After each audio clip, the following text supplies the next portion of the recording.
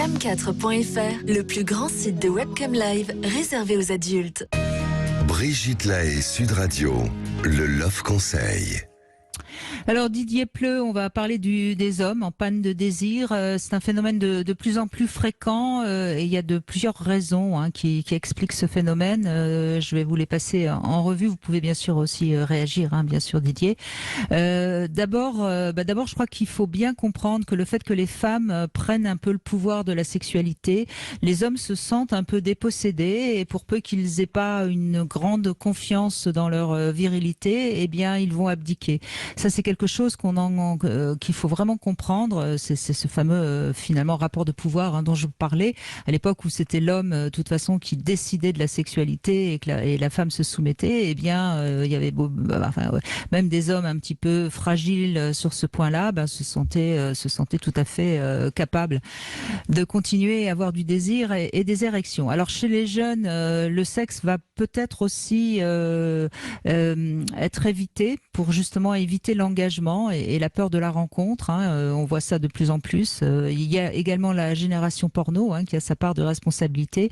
Plus l'ado va tomber dans une addiction de la pornographie, plus il risque d'être en panne de désir avec sa partenaire parce que justement sa fantasmatique a été tellement exacerbée par des choses visuelles de plus en plus fortes que simplement une femme, si je puis dire, à ses côtés, ça ne nourrit plus le désir.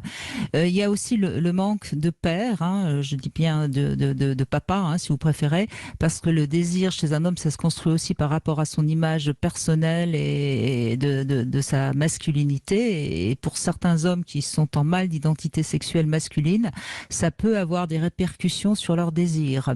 Alors il y a évidemment aussi la notion de performance qui est due souvent à la pornographie, mais aussi parce que les femmes sont devenues exigeantes sexuellement. Une femme, elle veut que ça bande, elle veut voir tout de suite le désir qui monte. Et puis n'oublions pas aussi qu'il y a l'âge ou les problèmes de santé. Les hormones sont parfois la cause d'un manque de désir et parfois un petit bilan de la testostérone est utile, un bilan de santé également, voilà. Donc on voit bien que tout ce que j'ai énuméré comme cause, faut pas s'étonner qu'il y ait tellement d'hommes qui soient en panne de désir et j'en ai peut-être même oublié. Didier Pleu, je vous laisse réagir. Non, dans tout ce qui a été listé, moi je suis d'accord sur la perte de leadership que les hommes ont par rapport à des femmes libérées, entre guillemets, fait qu'il y en a beaucoup qui ne trouvent pas ça très bandant. C'est le vieux cliché, l'archétype du mâle. Et vous l'avez dit aussi, la pornographie, effectivement, où on peut s'habituer à ne plus avoir de partenaire et dans ce cas-là, le reptilien marche tout seul avec des images, pas besoin de s'enquiquiner à fréquenter quelqu'un. Et vous l'avez même dit aussi, le manque d'identification. Oui, une espèce de dévirilisation qui se passe aussi au niveau de la parentalité, ce qui fait que si on n'a plus de modèle d'homme, pourquoi se conduire en homme, etc. Moi, j'ai rien à ajouter, ce que vous dites.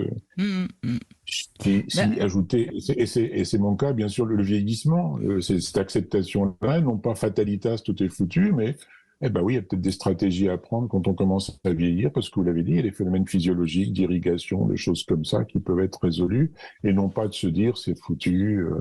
Voilà, c'est normal, tout s'arrête. Non, c'est toujours cette histoire de c'est comme ça, j'accepte, ça me fait pas plaisir, qu'est-ce que je peux faire pour changer les choses si j'en ai envie? Voilà, mais c'est vrai que c'est un vrai sujet, c'est un vrai sujet de société et je pense que c'est important que les femmes le comprennent aussi parce que bien sûr qu'il est pas question de nier l'importance de MeToo et l'importance de toutes ces questions de consentement, etc. Mais à trop vouloir prendre le pouvoir en tant que femme, on risque peut-être de l'avoir totalement, mais à côté d'avoir des hommes qui bandent plus. Donc c'est pas forcément ce qu'on désire non plus.